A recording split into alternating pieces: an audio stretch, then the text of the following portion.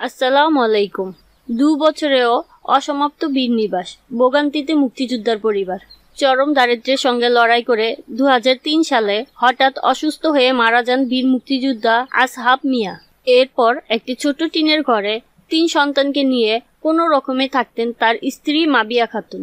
২ বছর আগে ঘরটি ভেঙে বীর নিবাস তৈরির উদ্যোগ নেয় চট্টগ্রামের লোহাগাড়া প্রশাসন, কিন্তু বাড়িটি অর্ধসমাপ্ত রেখে কাজ বন্ধ করে দেয় ঠিকাদার।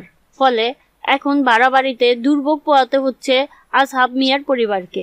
লোহাগাড়া আদুনগর ইউনিয়নের উত্তর হরিণার ওঝাপাড়ায় আসহাব মিয়ার বাড়ি। স্বামীর মৃত্যুর পর কোনো রকম জীবিকা নির্বাহ করে সংসার চালান মাবিয়া খাতুন।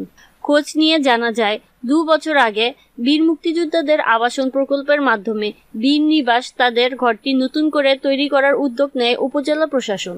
স্থানীয় ঠিকাদারকে কাজটি শুরু করার নির্দেশও দেওয়া হয়, যদিও মাবিয়া খাতুনের নামে কোনো বীর নিবাস মুক্তিযোদ্ধা মন্ত্রণালয় থেকে অনুমোদন দেওয়া হয়নি।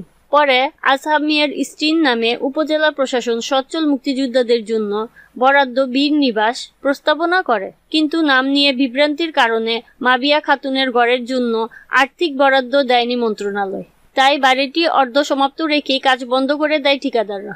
আসহাব মিয়ার স্ত্রী মাবিয়া খাতুন বলেন, বীর নিবাস পেয়ে খুব খুশি হয়েছিলাম, কিন্তু এখন বাড়াবাড়িতে ৩ সন্তানকে নিয়ে চরম দুর্ভোগে আছি।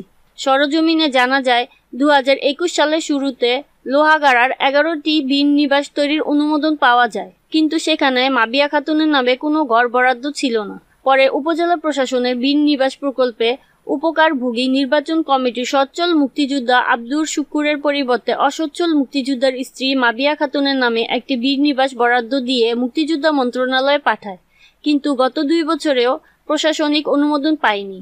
এ বিষয়ে আসহাব মিয়ার সহযোদ্ধা ও লোহাগাড়ার মুক্তিযোদ্ধা সংসদের ডেপুটি কমান্ডার আব্দুল হামিদ বেঙ্গল বলেন, আসাফ উদ্দিন তৎকালীন পাকিস্তান ইস্ট বেঙ্গল রেজিমেন্ট সৈনিক ছিলেন। ১৯৭১ সালে মুক্তিযুদ্ধ শুরু হলে তিনি পাকিস্তান সেনাবাহিনীর বিরুদ্ধে বিদ্রোহ করে ভারতে চলে যান। সেখান থেকে প্রশিক্ষণ শেষে ১ নং সেক্টরের অধীনে ফেনী, পার্বত্য চট্টগ্রাম এবং বৃহত্তর চট্টগ্রামে মুক্তিযুদ্ধে সক্রিয়ভাবে অংশ নেন। আব্দুল হামিদ বেঙ্গল আরও বলেন, আসহাব মিয়া খুবই অসচ্ছল ছিলেন।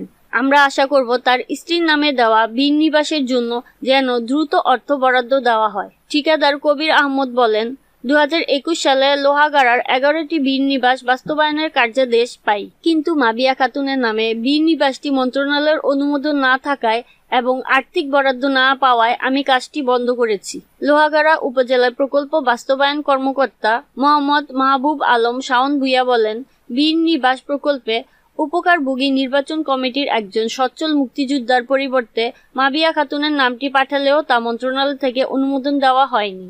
ফলে মাবিয়া খাতুনের বীর নিবাস অসমাপ্ত রেখে কাজ বন্ধ করে দেয় ঠিকাদার। লোহাগাড়া উপজেলার নির্বাহী কর্মকর্তা এনামুল হাসান বলেন, একজন অসচ্ছল মুক্তিযোদ্ধার বীর নিবাসটির কাজ কী কারণে বন্ধ রয়েছে তা তদন্ত করে দেখব।